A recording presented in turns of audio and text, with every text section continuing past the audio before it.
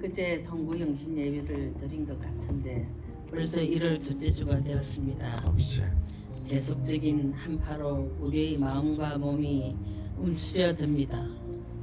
지난해에는 너무나도 충격적이고도 마음 아픈 사건 사고들이 많았고 아직도 끝날 줄 모르는 지구촌 곳곳의 전쟁 등등 그 모든 것들이 우리를 더욱더 춥게 만듭니다. 아버지. 이마누엘 하나님께서 나를 붙드시고 계셨으나 늘 염려와 걱정으로 살아옴으로 말미암아 하나님을 온전히 신뢰하지 못했음을 회개합니다. 아버지. 부족함과 연약함이 가득한 우리의 죄를 인정하며 용서를 구하오니 긍휼히 여기시고 그리스도의 보혈로 깨끗이 씻어 주옵소서. 아멘. 정결한 마음과 영으로 새롭게 되어 선물로 주시는 매일매일의 삶을 주님의 일에 사용하여 맡겨진 일을 잘 감당케 하옵소서. 아멘. 주님의 말씀 속에서 영적으로 더 깊이 뿌리 내리고 우리의 삶이 주님의 뜻대로 결실을 맺는 신앙인이 되게 하여 주시옵소서. 아멘. 어지러운 우리나라가 속히 안정되며 평화가 오게 하시고 주여. 하나님의 은혜 가운데 정치, 경제, 사회, 문화 모든 면들에서 회복되게 하시며 우리 민족이 복음으로 연합하여 주님께 영광 돌리는 평화의 땅이 되게 하여 주시옵소서. 아멘. 우리 한국교회가 주님이 명령하신 사명을 바로 깨달아 바로 알게 하시며 이 땅의 빛과 소금의 역할을 잘 감당할 수 있도록 인도하여 주시옵소서. 아멘. 또한 지구촌 곳곳에서 벌어지고 있는 참으로 감당할 수 없는 여러 어려움들 앞에 우리는 오직 주님 앞에 기도밖에는 할 수가 없습니다. 아버지. 사랑의 하나님, 아버지 해결사 되신 하나님, 하나님께서 도와주시옵소서. 아멘. 이 땅에 하루속히 평화를 주시옵소서. 주여. 우리 교회를 우리 심이 있는 교회를 이 지역의 영혼을 살리는 구원의 방도로 삼아 주시옵소서. 아멘. 우리 교회를 통해서 주님의 사랑이 많은 사람들에게 전해지게 하옵소서. 아멘. 우리 교회 모든 성도들이 축복받아 누리게 하시며 하나님을 섬기고 예배하는 가운데 모든 문제가 해결되게 하옵소서. 아멘. 그리고 삶에 지친 영혼들이 힘을 얻고 고통 속에 있는 성도가 위로를 받고 절망 가운데 있는 자가 새 소망을 알게 하옵소서. 아멘. 우리 믿음의 자녀들이 부모들보다 더 훌륭한 자녀로 자라나게 하시고 주여. 어디에 있으나 인정받는 자녀로서 쓰임받게 하여 주시옵소서. 아멘. 참으로 감사한 일은 우리 고건사님 가정에 새 생명이 건강하게 탄생하여 우리 모두가 정말 행복한 순간을 가질 수 있었습니다. 앞으로도 우리 심이 있는 교회에 더 기쁘고 더 감사한 일들이 가득하기를 기도합니다. 아멘. 이 시간 말씀을 개헌하시는 주의 종 목사님을 영육간의 강건함으로 붙들어 주시고 전하시는 말씀을 통하여서 살아계신 하나님의 뜻을 발견케 하시고 또 우리는 깨닫게 하시며 그 말씀을 깨달아 행함으로 실천할 수 있도록 도와주시옵소서. 아멘. 오늘의 이 귀한 예배를 위해 수고와 아버지 봉사를 아끼지 않는 많은 손길들 아버지 기도와 물질과 헌신으로 교회를 돕는 손길들을 기억하시고 주님의 이름과 하늘의 신령한 복으로 채워주시기를 간절히 바라옵고 거룩하신 예수님의 이름으로 감사기도 드리옵나이다. 아멘. 아멘.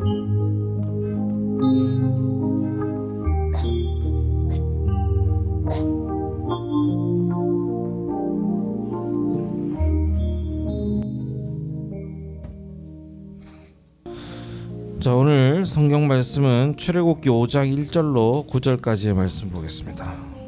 자, 이 상황은 어떤 상황이냐면 그 이스라엘 민족이 여러분 모세 알죠? 모세 홍해를 바다를 갈랐던 그 모세가 이스라엘 애굽의 왕 앞에 가서 우리 백성들을 돌려달라라고 그 이집트의 왕 파라오라고 그러는데 성경에서 바로라고 표현하거든요. 같은 말입니다. 바로 앞에 파라오 같은 얘기죠. 애굽 이집트도 같은 얘기예요. 그래서 그 왕 앞에 가서 우리 백성 내놔 이렇게 얘기하는 장면입니다. 한번 같이 그걸 생각하시면서 말씀 나누겠습니다. 자, 오늘은 그래도 벌써 새해 둘째 주가 됐습니다. 뭐 정신없이 흘러가는 것 같아요. 시간이 조금 있으면은 송구영신 예배 드린다고 할 판입니다. 네. 이 아직도 이 나라에는 많은 일들이 일어나고 있고 해결되지 않았죠. 이 탄핵 사태도 내란 사태라 그래야 되나요? 해결되지 않았고 또 많은 사람들이 그렇게 얘기합니다. 내란성 불면증 뭐 이렇게 얘기하면서 잠을 못 잔대요. 예, 막 자다가 새벽에 깨가지고 제일 처음 보는 게 휴대폰 쳐다보면서 오늘은 잡혀갔나 이러면서 다들 힘들어하고 있는 그런 순간이라고 합니다. 그러다가 또 그걸 못 잡혀가게 막는 사람들을 보면 특히 저는 목회자로서 정광훈 목사 같은 사람들을 보면 그냥 너무 마음이 힘듭니다. 너무 마음이 힘들고 괴롭고 부끄럽고 그렇게 하는데 그분이 사실은 목사가 아니라고 하더라고요. 제대로 신학교에서 공부한 것도 아니고 또 쫓겨나기도 했고 목사직을 박탈당한 사람이라고 얘기를 하는 사람들도 있고 한데도 불구하고 이름이 같다라는 명칭이 같다라는 그 하나만으로도 부끄러운데 너무 뻔뻔하고 양심 없는 사람들의 그런 마음 가운데 어떤 게 진리인지를 찾아가는 정상적인 사람들의 그 괴로움이 마음에 느껴지는 시간들인 것 같습니다. 오늘 말씀해 보면요, 여기도 비슷해요. 이스라엘 백성들이 애굽에서 400년 이상을 노예로 삽니다. 노예로 사는데 여러분 이스라엘의 역사를 제가 한번 우리 바이블 스터디하면서 한 적이 있는데 뭐 기억나시는지 모르겠습니다만은 이스라엘 민족이 지금 지도 보면 지금 이스라엘 있는 그 가나안 지역이 그 팔레스틴 있는 그 지역 다거든요. 거기고 이집트는 저 밑쪽이에요.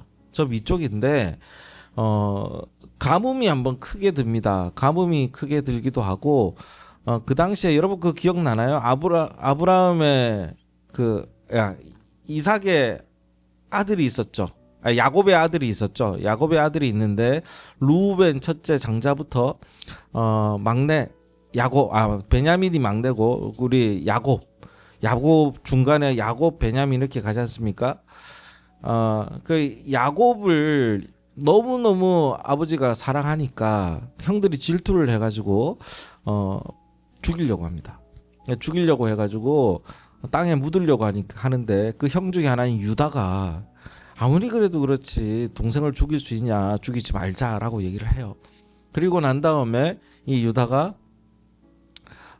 살려주자 하고 거기에 무역을 하던 사람들이 있었어요. 그 무역을 하던 사람들에게 팔아버립니다. 그래서 그 위에 있던 약간 윗지방에 살던 야곱이 팔려가지고 어디로 내려오냐면 그 이집트로 오게 됩니다. 근데 이집트로 와서 무슨 일이 일어나냐면 이 야곱이 열심히 야곱이 아니죠. 요셉이죠. 죄송합니다. 야곱이 왜냐면 요셉입니다. 이 요셉이 열심히 살고 최선을 다해가지고 이 요셉이 애굽의 총리까지 갑니다. 우리로 치면은 거의 국무총리까지 올라가는 거예요. 대단한 일을 합니다. 노예이었었는데 거기서 근데 이제 요셉이 자리를 잡고 있다가 아브라함이 아니죠. 야곱이 아버지가 너무 이 요셉을 보고 싶어 하는데 죽었다고 알고 야곱은 정말 그 상처를 안고 평생을 살아갑니다. 그러다가 가뭄이 들어요. 근데 이 야곱이라는 사람은 이스라엘 민족의 대표적인 사람이고 그 족속을 이끄는 사람이거든요. 그래서 다 죽일 수가 없는 거예요. 한 70만 명 정도 됐다고 알 수가 있습니다. 그래서 70만 명이 아니죠. 70만 명이 아니라 한 2, 30만 명? 그거보다 작나 크냐 뭐 별 얘기가 많은데 한 요 정도 인원이 다 굶어 죽게 생겼어요. 그래서 야곱이 이집트에 가가지고 공문을 좀 받아오라고 보냅니다. 보내가지고 갔는데 그 형들이잖아요. 아들들을 보내니까 그 형들이 빌리러 갔는데 거기서 누굴 만나냐면 총리 대신인 요셉을 딱 만난 거야. 요셉은 형들을 알아봤지. 근데 그 형들은 높으신 분이니까 고개를 들지 못하고 쳐다보고 있는 거예요. 쳐다보지도 못하는 거예요. 그래서 이제 성경 보면 재밌어요. 그 일부러 그동안 당했던 그 울분을 요셉이 빌려줄 테니까 돌아가라 이러면서 가방에다가 은촛대를 갖다가 집어넣어요. 몰래. 가다가 다시 잡아와. 너 훔쳤지. 해가지고 혼내기도 하고 이런 재밌는 장면들이 많이 나옵니다. 어쨌든 그래서 이제 재회를 하고 그 이스라엘 민족이 이제 요셉이 이제 마음을 풀고 다 데리고 와라 해서 어디로 가냐면 그 가뭄과 기근을 피해서 이집트로 가요. 그래 애굽으로 가서 거기서 살기 시작합니다. 살다 보니 몇 년이 지났냐? 오늘 여기에 400년이 지난 거예요. 400년이 지난 거예요. 400년이 지났는데 이 이집트 사람들이 그 애굽 사람들이 보니까 조금 내려왔는데 거기서 막 그 생육하고 번성하는 거야. 사람들도 많아지고 이스라엘 사람들 똑똑하잖아요. 또 똑똑하기도 하고 하니까 이 사람 처음에는 그냥 난민 정도로 받아들였다가 노예로 삼아가지고 괴롭히기 시작해서 400년이 넘는 시간 동안 노예가 됩니다. 그래서 이 이스라엘 사람들을 다른 말로 뭐라고 하냐면 히브리 민족이라고 합니다. 히브리라는 말은 노예라고 해요. 오늘 너무너무 예쁜 시은아 와서 너무 고맙다. 시은아 우리 민족을 뭐라고 그러니? 많이 무슨 민족 이렇게 얘기하지 않냐? 뭐 기억나는 거 있어? 배달의 민족.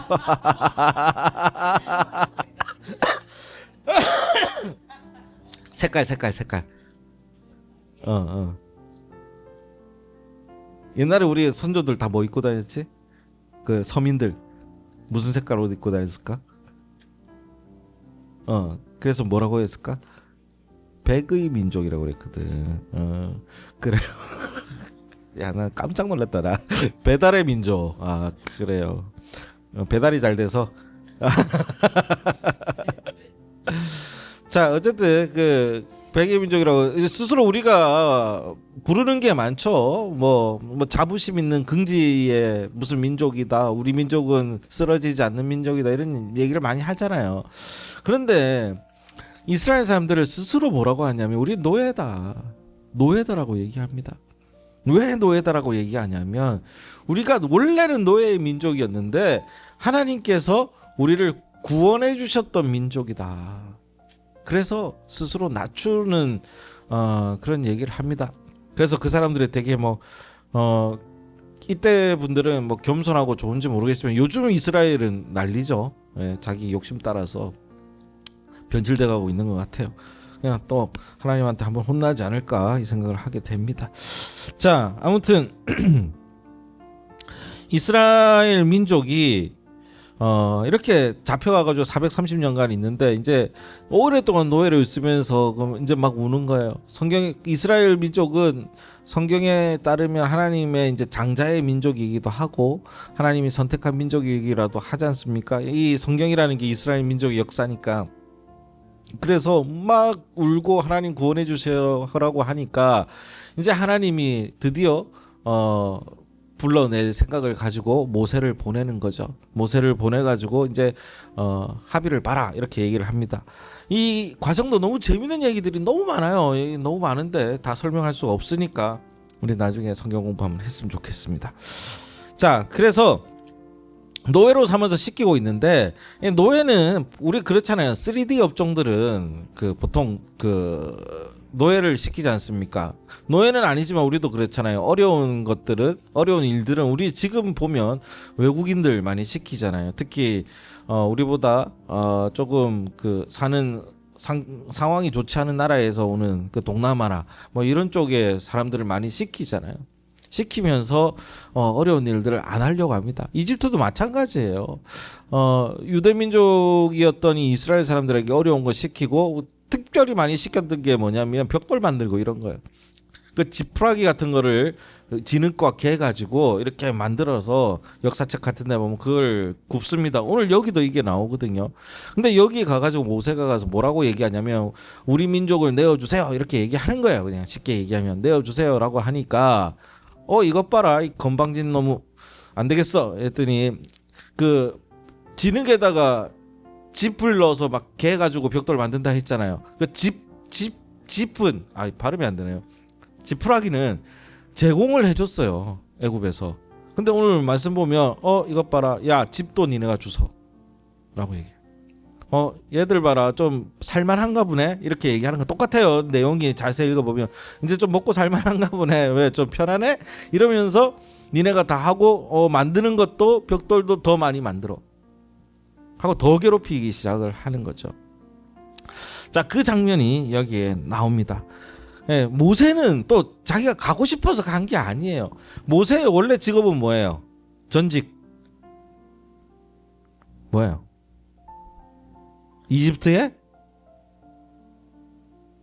야, 모세 몰라? 람세스 뭐 이렇게 못 봤어? 우리 그 청년분 믿습니다. 모세가 원래 지위가 뭐였어요? 오, 큰일 났다. 모세 하면 그거잖아요. 작은 광주리에 모세를 알죠 하면서, 모세가 그 이집트 다 노예로 살았잖아요. 근데 이제 어느 날 이집트의 왕이 이스라엘에 대단한 일이 있을 거야 무슨 얘기를 듣고 난 다음에, 야 처음 난 장자들은 다 죽여 합니다. 다 죽여 해서, 근데 모세의 엄마가 모세는 살리고자 어떻게 해요? 작은 광주리에 모세를 올려놓고 나일강 홍해에다가 나일강에다가 이거 띄워보내죠. 그걸 주순 사람이 누구냐? 옛날에는 그 이집트의 왕궁 속을 그 나일강이 지나갔나 봐요. 그걸 그 나와 있던 그 공주님이, 이집트 애굽의 공주님이 걔를 발견하죠. 발견해가지고 거기서 왕궁에서 왕자로 큽니다. 전직 왕자예요. 애굽 왕자. 전직 애굽 왕자입니다. 그러다가 모세가 어떻게 됩니까? 근데 얘가 이스라엘 사람이라는 건 다 알고 있어. 그럼에도 불구하고 공주가 데리고 키웠으니까, 양자 삼았으니까 왕자라고 이제 취급은 해주고 있었는데 40년을 왕자로서 교육받고 온갖 그 왕족의 교육을 다 받았습니다. 되게 똑똑하고 싸움도 잘해요. 그러다가 이제 이스라엘 사람이랑 애굽 사람이랑 시비가 붙으니까 중간에서 또 편든다고 주먹질을 하다가 한 방에 사람을 죽입니다. 애굽 사람을. 싸움도 잘해요. 얼마나 한 방에 죽입니다. 그러니까 지금 살인자가 돼버렸잖아요. 공공연한 살인자가 돼버려가지고 쫓겨나가는 거예요. 쫓겨나서 광야에서 40년을 또 살아요. 광야에서. 모세는 80년을 있다가 80살에 이제 지금 찾아온 거예요. 근데 여러분 놀라운 게, 뭐 얘기가 자꾸 새지만 다음 주에 더 해야겠네요. 조금 새지만 모세는 하나님께서 준비시켰던 사람이에요. 모세가 40년을 정규교육을 철저하게 받고, 지금 우리로 따지면 되게 학교 다 다니고 학위 딸 것 다 따고 운동도 하고 몸을 다 만들어 놓습니다. 그러면서 자기의 자존심을 뿜뿜하게 만들어 놓죠. 그리고 난 다음에 하나님은 또 뭘 교육을 시켰냐면 광야에 내쫓아가지고 40년간 가장 낮은 곳에서 굴러가면서 살게 만들었어요. 겸손하게 만들었고, 자기의 튀어나와 있던 그 목 같은 것들을 다 정지하게 만들었어요. 80년이 되어서 준비가 되어서야 그제서야 하나님은 들어서 쓰십니다. 그래서 하나님께서 들어가지고 쓰시니까 하나님이 야 내 백성을 구해와 가지고 와, 내 백성 데리고 와 하고 하니까 모세가 뭐라 그랬냐면, 제가 우스갯소리를 많이 하는데 그 하나님 저는 혀가 짧아서 말을 잘 못해요 이렇게. 이집트 왕자의 교육을 받았던 사람. 저는 말을 잘 못하는 사람입니다. 갈 수가 없습니다 여러분. 그러니까 계속 도망다녀요. 그러니까 하나님께서 이것 봐라, 야 말을 못해? 알았어. 너의 형 아론을 붙여주겠다. 그래서 말 잘하는 형 아론이라는 사람을 보내줍니다. 그래서 그래도 안 돼요. 확신이 없어요 했더니 지팡이를 던져가지고 꼬리를 잡아라. 지팡이를 던져라 했더니 뱀으로 변해. 꼬리를 잡아라 했더니 다시 지팡이로 변해. 이게 내가 살아있다는 증거잖냐 봐라. 그래서 안 한다 하다가 억지로 갔어요. 억지로 가가지고 얼마나 싫겠습니까? 자기 쫓아냈던 그 왕국에 가가지고 다시 얘기하는 게. 그럼에도 불구하고 이미 그 영화 같은 데 보면, 만화 같은 데 보면 자기랑 같이 컸던 사람이 거기에 왕자가 파라오가 되어 있는 거 아닙니까? 근데 모세가 와가지고 얘기하는 게 내 백성을 꺼내달라. 이렇게 오늘 1절에 보니까 뭐라고 얘기하냐면, 모세와 아론이 바로에게 가서 하나님 여호와께서 말씀하셨다. 내가 하는 게 아니야. 말을 뭐라고 얘기하냐면, 내 백성을 보내라. 그들이 광야에서 내 앞에 절기를 지킬 것이라 하셨느니라. 광야에서 하나님께 예배 드려야 되니까 데리고 와라라고 얘기한 거야. 근데 바로가 보니까 누군데, 하나님이 누군데, 미친 거 아니야? 누군데? 평소 같으면 그냥 바로 그 자리에 잡아 죽였을 거지만 모세를 죽이지 않죠. 왜요? 아는 사람인 거예요. 모세가 전직 왕족이야. 그렇게 얘기하는 장면이 나오는 겁니다. 자, 오늘 이 이야기로 나오지만 우리가 의미적으로 좀 받아들일 때 단순한 모세와 이 이야기가 아니고, 애굽이라는 것은 어떤 면에서 세상을 상징하는 거고요. 모세라는 사람은 우리에게 있어서 신앙을 상징하는 부분입니다. 미국의 한 부목사님이 그런 얘기를 했대요. 줄을 제가 어딘지 지금 까먹었는데, 한 부목사님이 이제 가끔 설교의 기회를 얻습니다. 설교할 적마다, 저도 부목 생활을 했지만 가장 원하는 게 여러분 뭐 소위 말하는 그 가수들도 그러잖아요. 히트곡 가지는 게 원이잖아요. 목사들도 마찬가지. 부목사 되면 히트 한번 쳐보고 싶은 거예요. 그 히트 친다는 건 우리는 어떠냐면, 은혜를 많이 받게 하는 거지, 교인들이. 그게 히트 친다는 이제 표현을 쓰는데, 아무튼 설교할 적마다 큰 히트를 참 치고 싶었으나 이제 그렇지 못했던 거죠. 어느 날 담임 목사님께서 내일 이 성령 강림절이니까 성경에 관한 얘기를 좀 해라라고 얘기를 합니다. 근데 이 부목사님이 어떻게 이 성령이 설명하고 뭐 하기가 너무 힘든 거예요. 차라리 좀 지적인 이성적으로 얘기하기 쉬운 것들은 하기 쉬운데, 성령에 대해서, 성령이라는 거는 좀 체험되어야 되고 실제로 우리가 만나고 경험되어야 되는 거기 때문에 얘기하기가 힘든 겁니다. 그래서 어떻게 할까 고민하다가 창세기부터 성령에 관한 구절을 쫙 뽑아가지고 그를 얘기하면서 자기 나름대로 얘기를 하는 거예요. 근데 반응이 시큰둥해. 좋지가 않아요. 그런데 성령이 그냥, 성령이라는 거는 하늘에서 불어오는 성령의 영의 바람이고, 그게 한 폭풍우 같이 우리에게 다가온다. 알겠어요? 잘 느낌이 안 오잖아요. 느낌이 안 오는 거예요. 경험하지 못하면 알 수가 없어. 그런데 거기가 그 사막에 있는 어느 지역이었는데 토네이도가 본 거예요. 토네이도 불어와가지고 교회가 앞쪽이 뜯겨나가고 교인들이 놀래가지고 와 이러면서 붙잡고 이런 상황이 일어났었던 겁니다. 그날. 그리고 난 다음에 이 목사님이 깨달았던 게 뭐냐면, 성령은 설명이 아니다, 체험이다라는 얘기를 합니다. 우리가 아무리 토네이도를 얘기해도 우리는 알 수가 없습니다. 체험하지 못하면. 바람 불어서 사람이 날아간다는데 시간아 믿겨? 안 믿기지. 충분히 무겁잖아 우리들. 안 날아간다고 생각하지만 날아가잖아요. 왜? 경험해보지 못했던 거기 때문이에요. 저는 여러분들이, 하나님도 마찬가지입니다. 글로 배우는 하나님을 우리가 보는 것이 아니라 정말 체험하는 하나님이 있어야 되는 거예요. 그 체험은 뭐냐? 우리가 인정해서 비롯된다라는 걸 얘기했죠. 인정할 수 있어야 돼. 이것이 바로 하나님이구나라는 것을 인정할 수 있어야 되는 겁니다.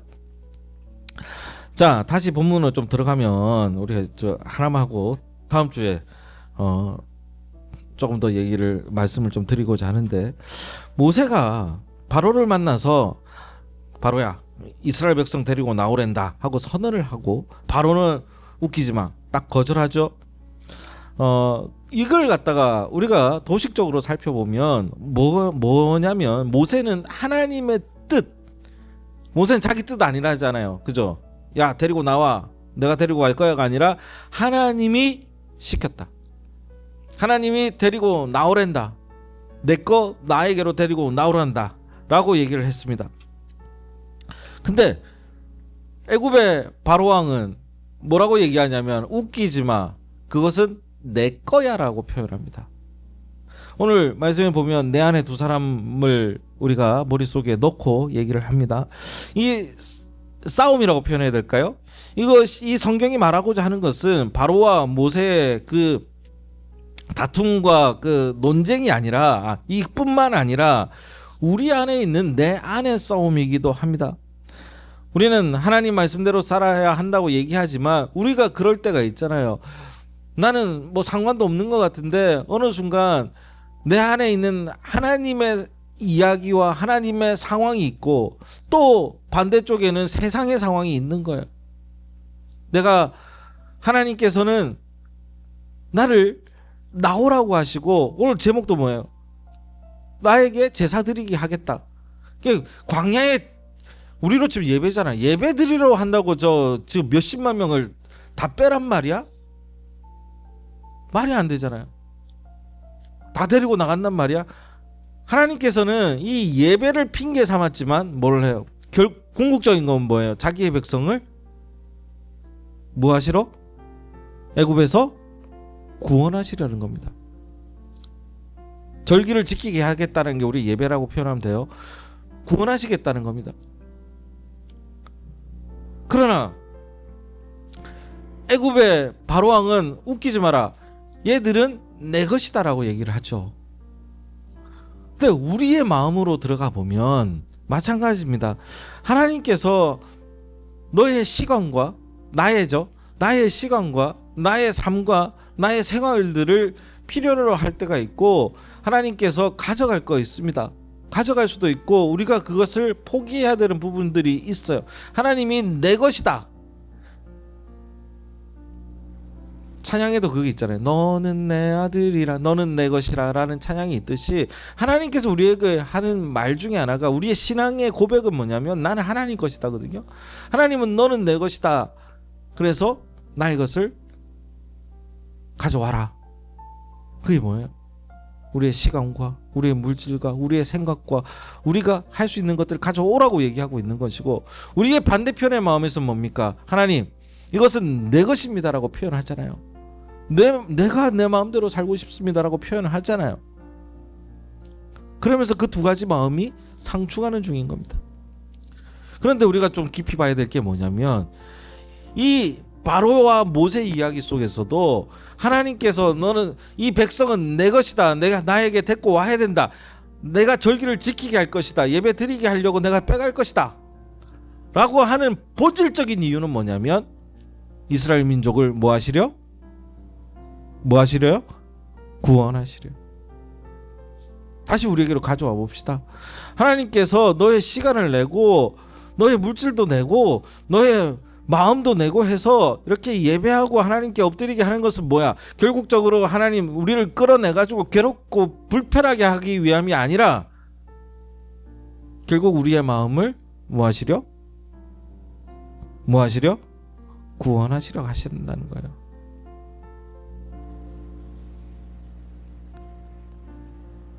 부를 때 나가야 된다는 겁니다. 어디서 구원해요? 뭐 천국 가요? 이런 게 아니에요. 우리가 이 세상을 살면서 절망과 좌절과 공포와 괴로움 속에서 있지만 지난 연말부터 얼마나 심했습니까? 막 짜증도 나고 이 모든 상황에서부터 하나님이 우리를 건져내시고 위로하시고 구원하신다는 그 믿음이 그 상황이 있다라는 거예요. 저는 여러분 안에 여러분인 두 사람이 있을 겁니다. 바로 여러분 자신이 인격이 하나가 아니에요. 우리 사람들은요. 두 사람이 있을 겁니다. 그러나 우리가 하나님이 우리를 부르시고 하나님이 우리에게 손 내미시는 그 자체가 하나님을 위해서가 아니라 우리를 위해서라는 것을 오늘은 이 한 챕터를 통해서 인정하시고 하나님 앞에 감사를 표할 수 있는 우리 성도님들 되시기를 주의 이름으로 간절히 기도하겠습니다. 그 다음 주는 그 다음 부분에 대해서 좀 더 말씀을 나눠보겠습니다. 기도하겠습니다. 하나님 감사합니다. 모세와 바로의 싸움이 우리에게도 있음을 고백합니다. 하나님께서 나를 데려가시고 하나님 나에게 하나님께 예배할 시간을 강요하고 예배할 상황을 강요하고 하나님이 나에게 가져가는 것들이 너무 많다고 생각할 때도 있었습니다. 내 것인데 줬으면 그만인 것을 왜 자꾸 달라고 하는지 궁금할 때도 있었습니다. 그러나 주님 기억하게 하여 주시옵소서.